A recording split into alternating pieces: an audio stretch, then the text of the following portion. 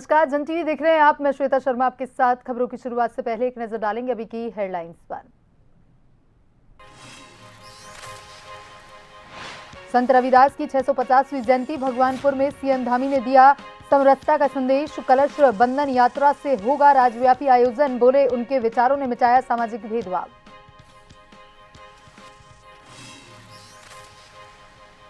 आठ अगस्त की खड़गे की हल्द्वानी में महारैली को सफल बनाने में जुटे कांग्रेसी। काशीपुर से कार्यकर्ताओं को किया लामबंद, भाजपा पर साधा जोरदार निशाना।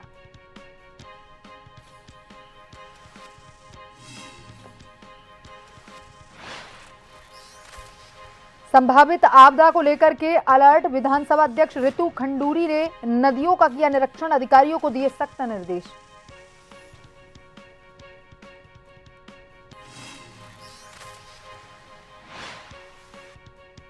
कावड़ मेले में अवैध शराब पर बड़ी कार्रवाई, हरिद्वार में देशी विदेशी शराब का जखीरा जब्त, छापेमारी से हड़कंप।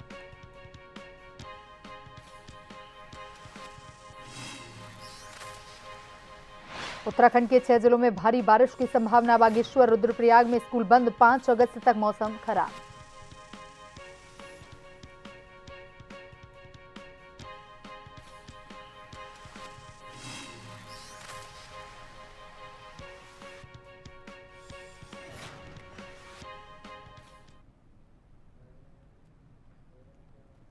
और इसी बीच सीधी तस्वीरें आपको दिखाएंगे लोकसभा से। उसकी गरिमा को समाप्त कर रहे हैं। मैं आपसे पुनः आग्रह करता हूं कि आप अपनी अपनी सीट पर विराजें। आप सदन नहीं करना चाहते, सदन की कार्रवाई आज 12 बजे तक के लिए स्थगित की जाती है। और वहीं संत रविदास महाराज की 650वीं जयंती के उपलक्ष्य में भगवानपुर विधानसभा के चुड़ियाला गांव में सीएम पुष्कर सिंह धामी पहुंचे। उन्होंने अपने भाषण का अधिकतर समय संत रविदास महाराज के जीवन पर चर्चा करते हुए बताया। उन्होंने कहा कि महाराज जी ने समाज को वो आईना दिखाया जिससे आमजन में भेदभाव खत्म हुआ। उन्होंने कहा कि सबके लिए समरसता की बात करने वाले रविदास महाराज की जयंती को कलश वंदन यात्रा के रूप में मनाने का निर्णय लिया गया है। 13 जिलों से आए लोगों को कलश भेंट किया गया, जो अपने अपने जिलों में कलश लेकर जाएंगे।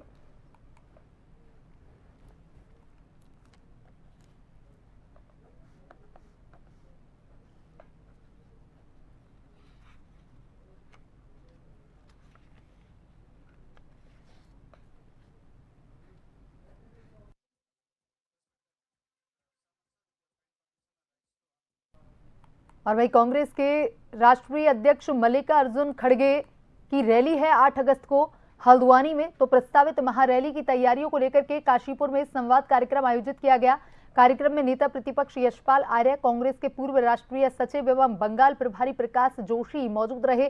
प्रकाश जोशी ने कहा कि भाजपा सरकार से समाज का हर वर्ग परेशान है और युवाओं को रोजगार के बजाय लाठियां मिल रही हैं। उन्होंने कार्यकर्ताओं से हल्द्वानी रैली में बड़ी संख्या में पहुंचने, आगामी विधानसभा चुनाव में कांग्रेस को मजबूत करने का आह्वान किया। यशपाल आर्य ने विश्वास जताया कि 8 अगस्त की महारैली ऐतिहासिक होगी और प्रदेश भर से हजारों लोग इसमें शामिल होंगे। उन्होंने कहा कि कांग्रेस का लक्ष्य उत्तराखंड में जनता की सरकार बनाना है।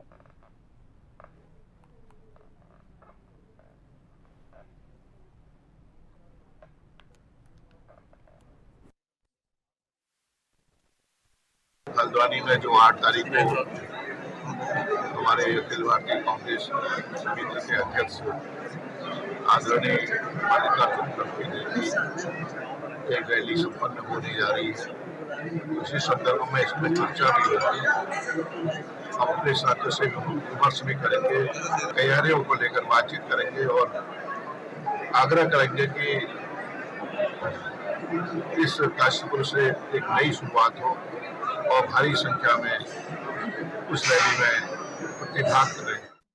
पूर्व कैबिनेट मंत्री और मुख्यमंत्री पुष्कर सिंह धामी के सलाहकार दिनेश अग्रवाल हरिद्वार पहुंचे, जहां उन्होंने राज्य अतिथि गृह डाम कोठी में स्थानीय नेताओं के साथ मुलाकात की और मीडिया को संबोधित किया। मौजूदा समय में हरिद्वार में चल रहे कावड़ मेले में सरकार की व्यवस्थाओं की प्रशंसा करते हुए दिनेश अग्रवाल ने कहा कि सरकार दूर दूर से हरिद्वार आने वाले करोड़ों शिव भक्तों को सेवा और सुरक्षा के लिए तत्पर है। कावड़ मेला, आगामी कुंभ मेला भव्य हो, इसके लिए सरकार हर तरह से प्रयास कर रही है।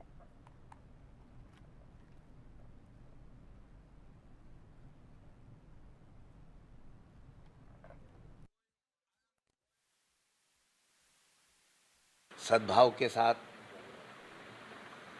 प्रेम के साथ और जिस श्रद्धा भाव से वो यहाँ पर आते हैं उसमें शांति का वातावरण बनाकर, सद्भाव का वातावरण बनाकर और उतने ही श्रद्धा के साथ उस पावन पर्व को मनाएं। राज्य सरकार का पूरा ध्यान इस यात्रा के ऊपर है जो कांवड़ की यात्रा होती है, और इसी तरह कुंभ में भी हमारी सरकार का ये पूरा प्रयास है कि इस बार हम भव्य कुंभ का जो है वो आयोजन करें, और उसके लिए सरकार पूर्ण रूप से प्रयासरत है और उसमें निश्चित रूप से राज्य और केंद्र दोनों मिलकर उसको भव्य बनाएंगे।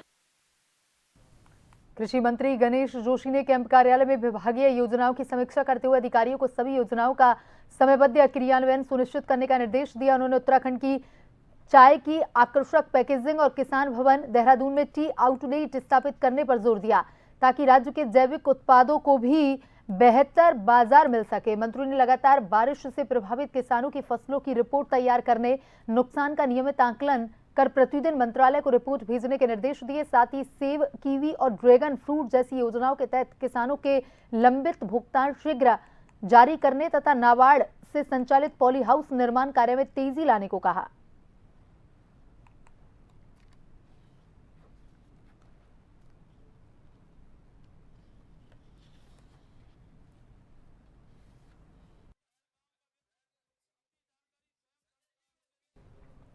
संभावित आपदा को देखते हुए उत्तराखंड विधानसभा अध्यक्ष एवं कोटद्वार विधायक रितु खंडूरी भूषण ने मालन, सुखोरो और खो नदियों का स्थलीय निरीक्षण कर तैयारियों का जायजा लिया। उन्होंने नदी तटों, कटाव प्रभावित क्षेत्रों, जल निकासी व्यवस्था का निरीक्षण कर अधिकारियों से जानकारी ली। उन्होंने निर्देश दिए कि मानसून के दौरान संवेदनशील क्षेत्र, पुलों और संपर्क मार्गों पर विशेष निगरानी रखी जाए। कटाव, जलभराव, बाढ़ की आशंका वाले स्थानों पर समय रहते सुरक्षात्मक कार्य पूरे किए जाए। साथ ही राहत और बचाव कार्य के लिए सभी विभागों को आपसी समन्वय के साथ पूरी तत्परता से तैयार रहने को कहा।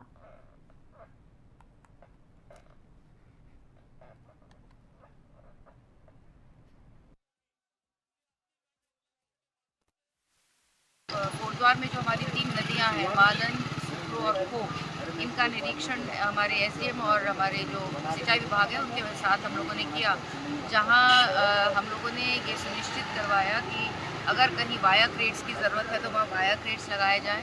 अगर नदियों में चैनलाइजेशन की ज़रूरत है, डीएम के मैडम के माध्यम से हमें परमिशन मिली हुई है, उसको हम अब तुरंत उस पर कार्रवाई करने जा रहे हैं। कुछ हमारे सेंसिटिव इलाके हैं जैसे बिशनपुर है, कोटला है, सने में कुछ इलाका है जहाँ थोड़ा सेंसिटिव है, वहाँ पर भी सिंचाई विभाग को कह दिया गया है कि या तो वाया क्रेट्स के माध्यम से या चैनलाइजेशन के माध्यम से चीज़ों को सुनिश्चित किया जाए कि आगे चलकर किसी को भी बरसात में दिक्कत ना हो और लोग सुरक्षित रहें। डोईवाला विधानसभा के पूर्व विधायक व उत्तराखंड के पूर्व कैबिनेट मंत्री और वरिष्ठ मजदूर नेता स्वर्गीय हीरा सिंह विष्ट को परवादून कांग्रेस कार्यालय डोईवाला में कांग्रेस नेताओं व कार्यकर्ताओं ने श्रद्धापूर्वक याद किया। भावभीनी श्रद्धांजलि अर्पित की। डोईवाला के परवादून जिला कांग्रेस कार्यालय में श्रद्धांजलि सभा का आयोजन किया गया। सभा में कांग्रेस पदाधिकारियों, कार्यकर्ताओं ने हीरा सिंह विष्ट के चित्र पर पुष्प अर्पित कर उन्हें भावभीनी श्रद्धांजलि अर्पित की। 2 मिनट का मौन धारण कर उनकी आत्मा की शांति के लिए प्रार्थना की। और इस अवसर पर जिला कांग्रेस अध्यक्ष मोहित उनियाल ने कहा कि स्वर्गीय हीरा सिंह विष्ट कांग्रेस के वरिष्ठ नेता थे और उन्होंने अपना पूरा जीवन जनता की सेवा, संगठन को मजबूत करने में अर्पित किया।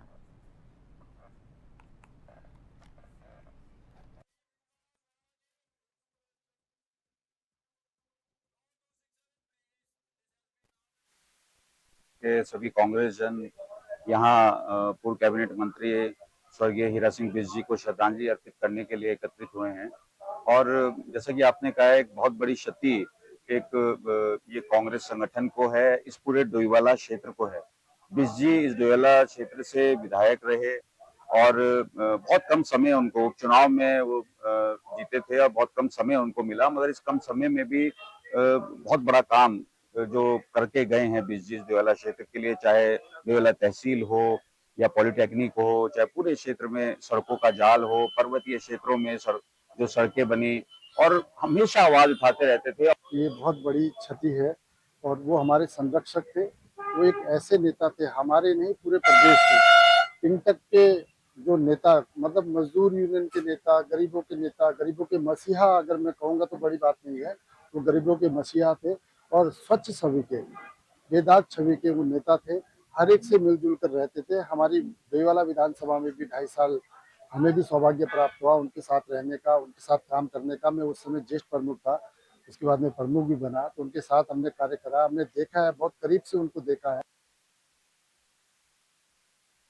काशीपुर में भारतीय जनता पार्टी के जिला कार्यालय में आयोजित प्रेस वार्ता में संत शिरोमणि श्री गुरु रविदास महाराज की 650वीं जयंती वर्ष के उपलक्ष्य में चलाए जा रहे समरसता संकल्प अभियान की जानकारी दी गई। बताया गया कि यह अभियान 29 जुलाई 2026 से शुरू होकर के 20 फरवरी 2027 तक राष्ट्रीय, राज्य, जिला, मंडल और ग्राम स्तर पर संचालित किया जाएगा। जिला संयोजक सृष्टि आहूजा बंसल ने कहा कि अभियान का उद्देश्य संत गुरु रविदास के सामाजिक समरसता, समानता, न्याय, सेवा और मानवता के संदेश को जन जन तक पहुंचाना है। उन्होंने कहा कि गुरु रविदास ने भेदभाव, छुआछूत और सामाजिक विषमताओं के विरुद्ध आजीवन संघर्ष किया तथा सम्मानजनक जीवन का संदेश दिया।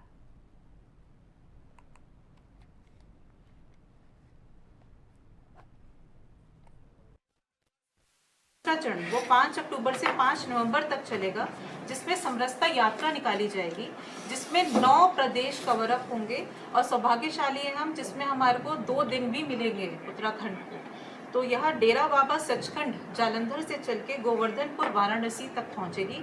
वाराणसी जो जन्मभूमि है हमारे शिरोमणि गुरु रविदास जी की। और लास्ट चरण जो है 26 नवंबर से 15 जनवरी तक चलेगा, जिसमें छात्रावास संवाद अभियान करेंगे।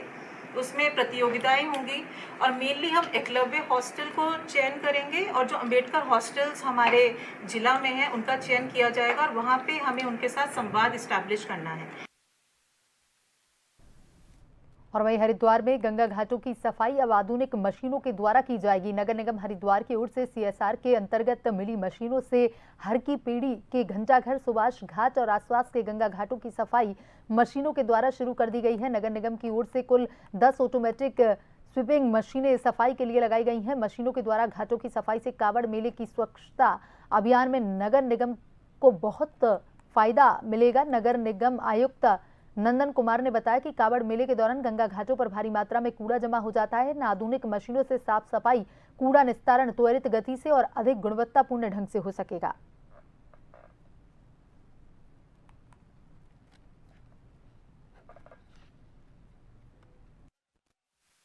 इसका मुख्य लक्ष्य यही है कि क्योंकि घाटों पे गंदगी और क्योंकि अत्यधिक भीड़ होती है, उसकी साफ़ सफाई में जो है मैकेनाइज्ड क्लीनिंग से वो क्लीनिंग भी ज़्यादा बेहतर होता है और टाइम भी बचता है।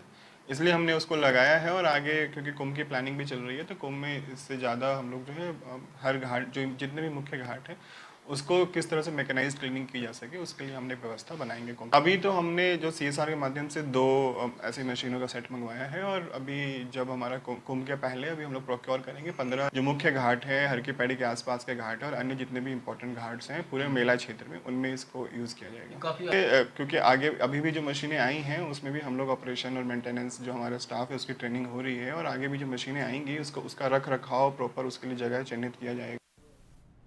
देहरादून के Prateek resorts and builders private limited से जुड़े मामले में उत्तराखंड हाईकोर्ट की ओर से पारित अंतरिम आदेश पर सुप्रीम कोर्ट ने टिप्पणी करते हुए न्यायिक निष्पक्षता और औचित्य के सिद्धांतों पर बल दिया। शीर्ष अदालत ने कहा कि यदि कोई न्यायाधीश किसी पक्ष से जुड़े पुराने मामले में अधिवक्ता रह चुका हो तो उसे मामले की सुनवाई से स्वयं को अलग कर देना चाहिए। न्यायमूर्ति संजय कुमार और न्यायमूर्ति संजीव सचदेवा की पीठ से कहा गया कि न्याय केवल किया जाना ही पर्याप्त नहीं बल्कि न्याय होता हुआ दिखाई भी देना चाहिए। अदालत ने माना कि किसी पूर्व मुवक्किल से जुड़े मामले में पक्ष विपक्ष में आदेश पारित करना न्यायिक निष्पक्षता की कसौटी पर उचित नहीं माना जा सकता।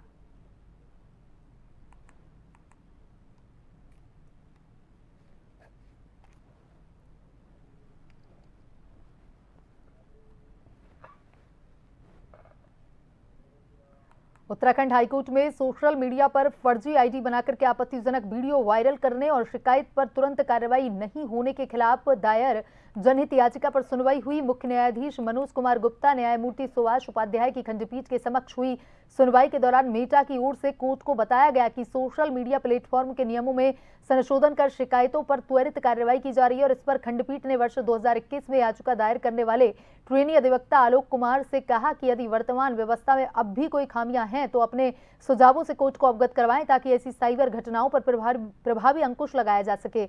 हाईकोर्ट ने मामले की अगली सुनवाई के लिए 3 सप्ताह बाद की तिथि भी नियुक्त की है।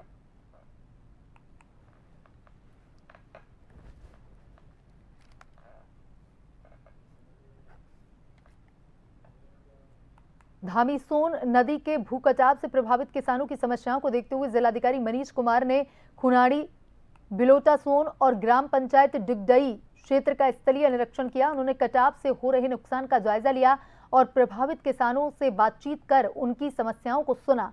जिलाधिकारी ने जल्द समाधान का आश्वासन दिया।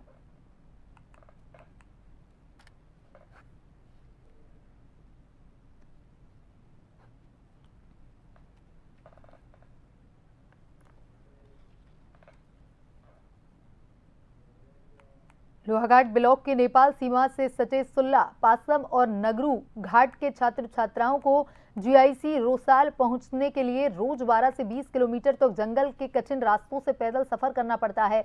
बरसात, गर्मी, जंगली जानवरों, जहरीले सांपों के खतरे के बीच बच्चों को स्कूल जाना पड़ता है। ग्राम प्रधान प्रतिनिधि चंद्रकांत तिवारी और त्रिलोक सिंह ने जिलाधिकारी मनीष कुमार को ज्ञापन देकर विद्या वाहिनी योजना के तहत स्कूल बस उपलब्ध करवाने की मांग की है। छात्रों ने भी मुख्यमंत्री पुष्कर सिंह धामी से सीमांत क्षेत्र के बच्चों की समस्याओं का शीघ्र समाधान करने की अपील की।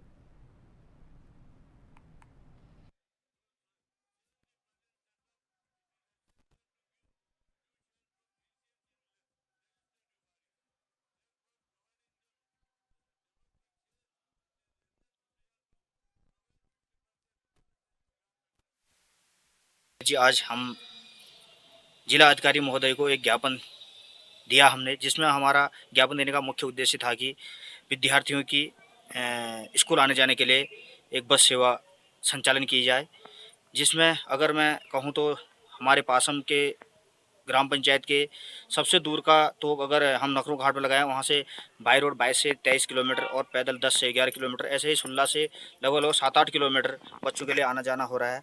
इसी उद्देश्य पर हम एक डीएम महोदय से हमने आज एक पत्र भेजा, जिसमें हमारा डीएम महोदय से आग्रह है कि इस पत्र पर विचार किया जाए और हमारे बच्चों के लिए जल्दी से जल्दी वाहन की व्यवस्था की। आज हम जिलाधिकारी महोदय को हमने एक पत्र ज्ञापन दिया, जिसमें हमारे पूर्व प्रधान त्रिलोक सिंह सामंत जी सुल्ला से और मेरे द्वारा आज पत्र दिया गया, जिसमें हमने 2 ग्राम पंचायतें जो है हमारी रोसाल से लगभग 20 किलोमीटर सड़क मार्ग से है और पैदल अगर हम कहें तो पैदल लगभग 10 से 12 किलोमीटर जो है जंगल के रास्ते से बच्चों को दूरी तय करनी पड़ती है, जिसमें हमारा नखरू घाट से लेकर कोटी पातल, दूनी, नखरू घाट, चिलसानी और सुल्ला, सोनकालना तोक, कई जो तोक हैं, इन तोकों से हमारे बच्चे जो है जंगल का रास्ता जो है कि जानवरों से भी उनको भय रहता है। और वही विश्व मानव तस्करी निषेध दिवस पर पुलिस अधीक्षक सुरजीत सिंह के निर्देशन में जनपद चमोली के सभी थाना क्षेत्रों में व्यापक जागरूकता अभियान चलाया गया। पुलिस टीमों ने बाजार, बस अड्डे, टैक्सी स्टैंड, विद्यालय, महाविद्यालय, सार्वजनिक स्थलों पर लोगों को मानव तस्करी के प्रति जागरूक किया। अभियान के दौरान नौकरी, शिक्षा, विवाह, बेहतर भविष्य का झांसा देकर होने वाली तस्करी से सतर्क रहने की अपील की गई। पुलिस ने संदिग्ध गतिविधियों की सूचना तत्काल 112 स्थानीय पुलिस को देने का आग्रह किया। अधिकारियों ने कहा कि समाज और पुलिस की साझी भागीदारी तथा समय पर दी गई सूचना से मानव तस्करी जैसे गंभीर अपराध पर प्रभावी रोक लगाई जा सकती है।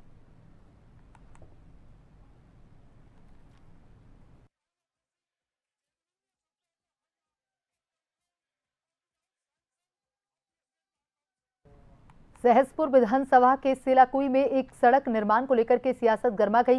विधायक सहदेव पुंडीर के आवास पर उत्तराखंड क्रांति दल के नेता निरंजन चौहान के नेतृत्व में पहुंचे ग्रामीणों ने सड़क निर्माण में देरी का आरोप लगाते हुए धरना दिया और इस दौरान विधायक और प्रदर्शनकारियों के बीच तीखी बहस भी देखने को मिली। दोनों पक्षों ने एक दूसरे पर आरोप लगाए, सड़क निर्माण को लेकर के अलग अलग दावे किए।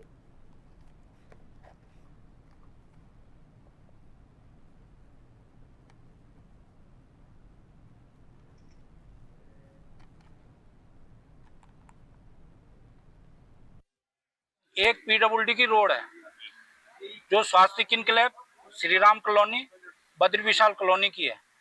ये हमने पूर्व सैनिक के लेटर पैड में 12 जून 2024 को दे रखी है। और इसके बाद हम फिर पीडब्ल्यूडी ऑफिस गए, वहाँ एस्टीमेट और डीपीआर इसकी बनी। उसके बाद हमें बोला गया कि इसका आप एक एनओसी नगर पंचायत से दिलाइए। हमने एनओसी दिलाई। फिर हम विधायक जी के पास कम से कम 10-15 बार आ चुके हैं कि साहब इसको पास करिए, इसको संस्तुति मांग रहे हो। वहाँ पे विधायक जी ने नहीं दी। हम सब लोग पीडब्ल्यूडी सचिव के पास गए, ये रिसीव कॉपी है। उन्होंने बोला जब तक विधायक जी संस्तुति नहीं देंगे ये रोड नहीं बन सकती। वहीं धर्मनगरी हरिद्वार में सावन शुरू होते ही आबकारी विभाग ने अवैध शराब कारोबार पर बड़ी कार्रवाई की। राजीव नगर स्थित शंकर डेयरी और संचालक के घर पर छापेमारी के दौरान भारी मात्रा में देशी विदेशी शराब और बियर बरामद की गई है। टीम ने 138 ट्रीटा पैक देसी शराब, 149 पब्बे अंग्रेजी शराब और 42 केन बियर जब्त की है। कावड़ मेले के दौरान की गई इस कार्रवाई से इलाके में हड़कंप मचा हुआ है। आबकारी विभाग ने आरोपी के खिलाफ आबकारी अधिनियम की धारा 60 के तहत मुकदमा दर्ज कर पूरे नेटवर्क की जांच शुरू कर दी है।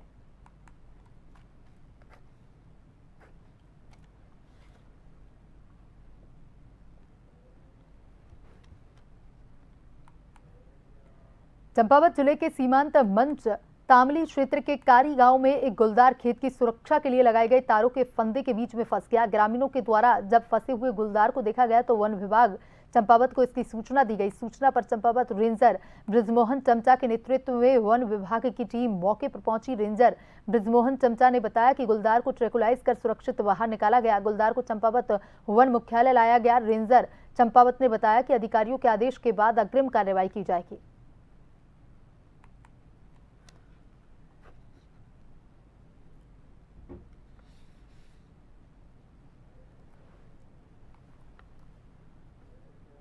हरिद्वार के कांगड़ा घाट पर गंगा में स्नान के दौरान एक 16 साल का किशोर तेज बहाव में बहने लगा। मौके पर तैनात उत्तराखंड पुलिस के एसडीआरएफ जवान नीतेश खेतवाल ने बिना समय गवाए रेस्क्यू अभियान शुरू किया और किशोर को सुरक्षित बाहर निकाल लिया। जवान की त्वरित कार्रवाई और साहस से एक बड़ा हादसा होने से टल गया।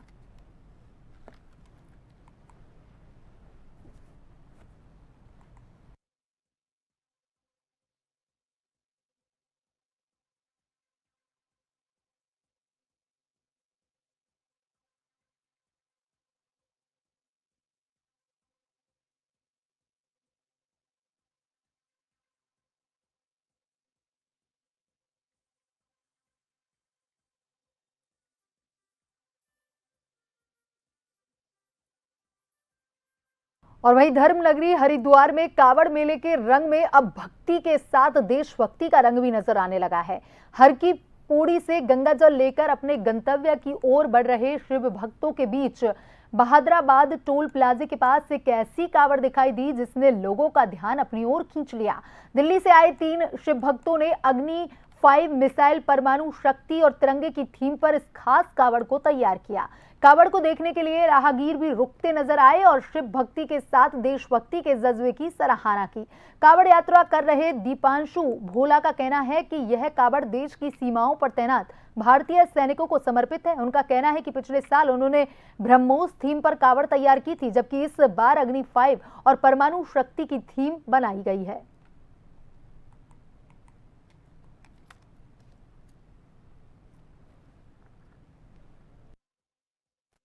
कावड़ हमने इसलिए बनाई थी, कारगिल हुआ था ना, तो उसको लेकर बनाई थी आर्मी का हौसला बुलंद करने के लिए। तो इसलिए बनाई थी कि आर्मी का हौसला बुलंद करे और आर्मी आर्ची करे। और बगल में परमाणु बम, न्यूक्लियर बम, ये इनको लेके आया था और बोले सारी कावड़ आर्मी को समर्पित है हमारी। इससे पहले भी आप 2025 में लेके आया था ब्रह्मोस कावड़ में मिसाइल लेके आया था, लेकिन इस बार हमने अलग करा, अग्नि 5 लेके आया, परमाणु बम लेके आया। रामनगर के भवानीगंज क्षेत्र में शुक्रवार तड़के करीब 3 बजे बड़ा हादसा चल गया जब रुद्रपुर नंबर की एक तेज रफ्तार कार अनियंत्रित होकर के सड़क किनारे स्थित दुकान का शटर तोड़ते हुए अंदर घुस गई। हादसे में कोई जनहानि नहीं हुई। टक्कर से दुकान का शटर और कार का अगला हिस्सा बुरी तरह से क्षतिग्रस्त हो गया। तेज आवाज सुनकर स्थानीय लोग मौके पर पहुंचे। सूचना पर रामनगर पुलिस ने पहुंचकर जांच शुरू कर दी। सुबह करीब 7 बजे क्रेन की मदद से कार को बाहर निकाला गया। पुलिस तेज रफ्तार चालक की लापरवाही या तकनीकी खराबी समेत सभी पहलुओं की जांच कर रही है।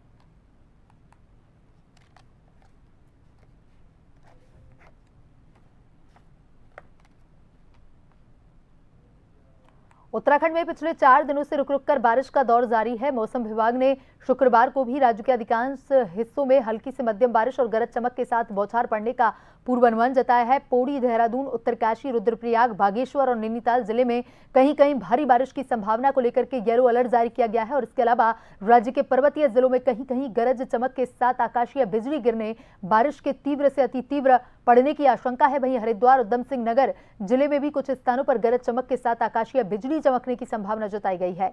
खराब मौसम को देखते हुए बागेश्वर, रुद्रप्रयाग में स्कूलों की छुट्टी कर दी गई है। विभाग के मुताबिक राज्य में 5 अगस्त तक ऐसा ही मौसम रहने वाला है।